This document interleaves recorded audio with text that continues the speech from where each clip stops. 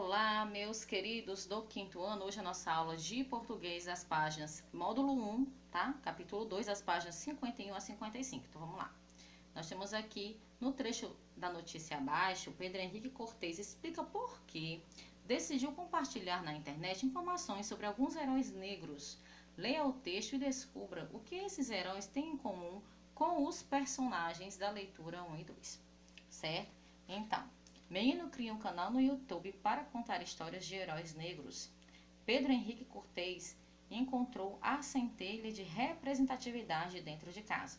Sua mãe sempre fez questão de que o lar fosse muito bem frequentado por heróis e heroínas negros. Tivessem eles em livros ou em conversas descontraídas. Foi uma provocação dela que fez Pedro Henrique se questionar o motivo de não conhecer os heróis de seu próprio país.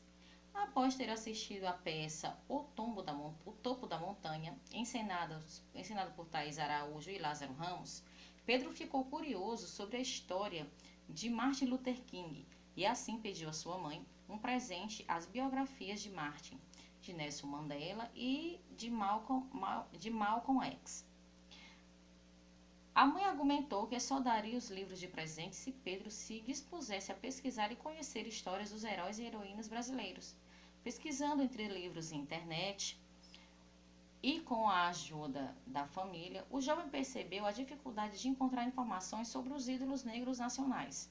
Na escola onde estudava, tudo que se ouvia era estereotipado. Falar rasamente de zumbi, das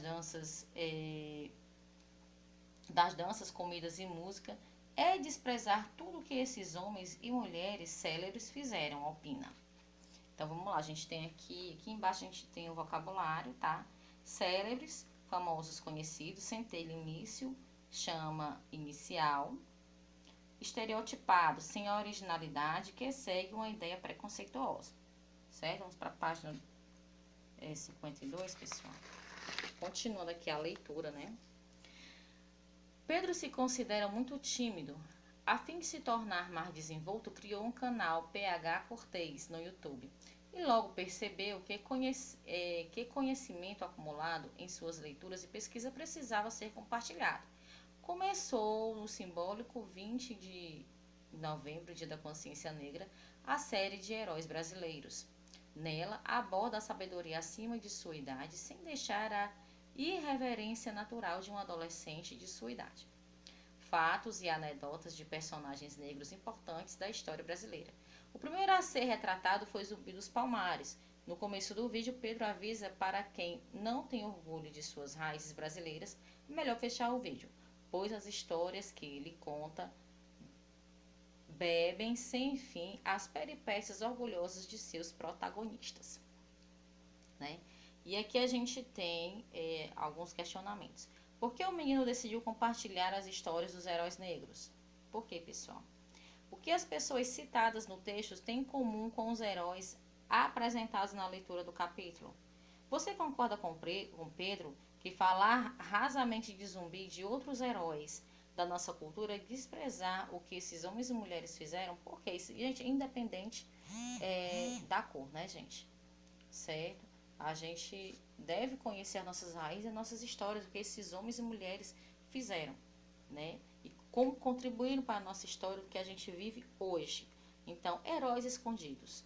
São muitos os heróis nacionais que estão escondidos nas páginas das nossas histórias, mas podemos conhecê-los em livros, como o da Janaína Amado, que mostra a trajetória de Zumbi dos Palmares. Zumbi, o menino que nasceu e morreu livre. Aí a gente vai aqui para o estudo da língua, modos verbais, tá? Então, observe o exemplo dessas frases. A. Talvez ele compre um livro. B. Leia esse livro. C. Lemos um livro muito interessante. Indique nos quadrinhos a seguir qual das frases acima você usaria para expressar certeza, ordem, conselho, incerteza ou dúvida. Então, a ordem é C, B, A, tá? Os sentidos de um verbo dependem da intenção do falante. As diferentes intenções são expressas pelos modos verbais. É o que você vai estudar agora. Leia a tirinha a seguir e assinale os quadrinhos com as opções adequadas. Então, a vaca usa o rabo para espantar as moscas. A natureza é perfeita, não é? Os animais são preparados para tudo. Olha só os animais. A vaca. A. O verbo usar do primeiro quadrinho e o verbo ser do segundo quadrinho indicam ações que acontecem ao mesmo tempo da fala dos personagens. Certo? Página 54.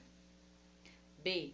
Ao empregar esses verbos, os personagens têm a intenção de indicar certeza de que essa atividade está acontecendo, certo? Quando o verbo exprime certeza ou ações que consideramos reais, dizemos que ele está do modo indicativo. Então, 2. Agora leia a anedota e responda às questões. Um professor de matemática pergunta a um aluno: se você tivesse R$ 100 em um bolso e R$ 100 no outro, o que teria? Com certeza as calças de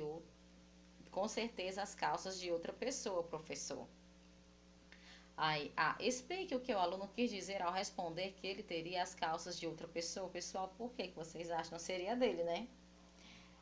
Essa não era a resposta esperada pelo professor. Qual seria a resposta adequada?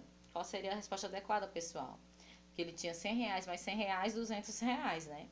Então, sublinhe a forma verbal empregada no trecho da anedota. Se você tivesse R$ 100 em um bolso e R$ 100 no outro, então é tivesse. Ao utilizar essa forma verbal, o professor indica a possibilidade ou incerteza quanto ao aluno ter R$ 100 em cada bolso. Então, quando o verbo exprime ações consideradas apenas prováveis e incertas, dizemos que ele está no modo subjuntivo, certo? Página 55, leia o anúncio institucional a seguir e responda as questões. Vacine seu filho. Cuide da saúde do seu super-herói. Então, qual é o público-alvo desse anúncio? Qual é, pessoal? Os pais das crianças, né? Em fase de receber vacina. Tá certo? Então, B.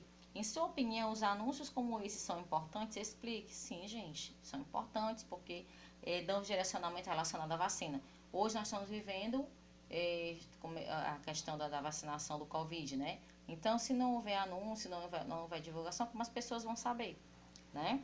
Então, C.